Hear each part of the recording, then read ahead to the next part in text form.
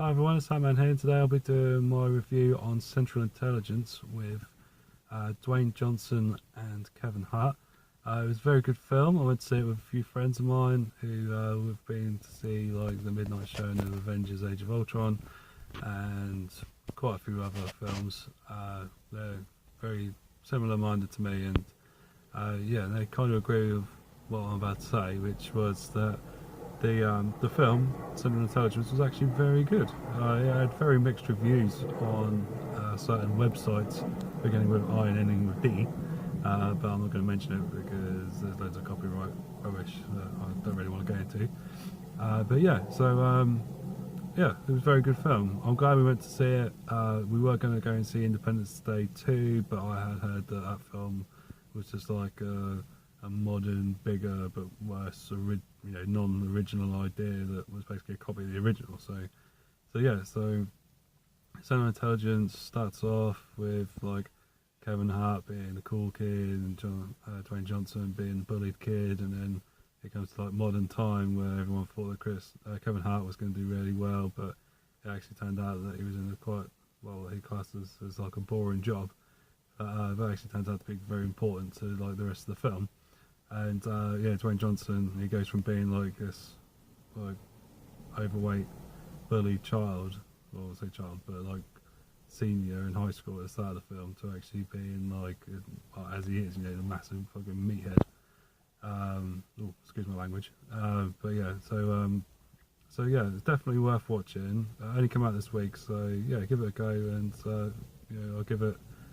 I'd give it like a 7 out of 10. It was good action. Could have been better story, but you can't. It's hard because with comedies you have to have a good amount of comedy, but then it's also an action film, so it's hard to get good actors that can do good action films and do good comedy, because Kevin Hart, hilarious. We've seen him in so many other films. He can do comedy very well, and action, but in a comedic way. Whereas like with Dwayne Johnson, he's not really that much of a funny actor, and in the film there was actually quite a lot of times where you could really tell that he was trying hard to be funny. Like it wasn't like a natural funny like Kevin Hart is. So yeah, that would probably be my only like downer point on it. Is that it's what loses a few marks off the film. Like, don't get me wrong, he was funny. The Rock, he was quite funny, but with him like obviously trying hard to actually be funny.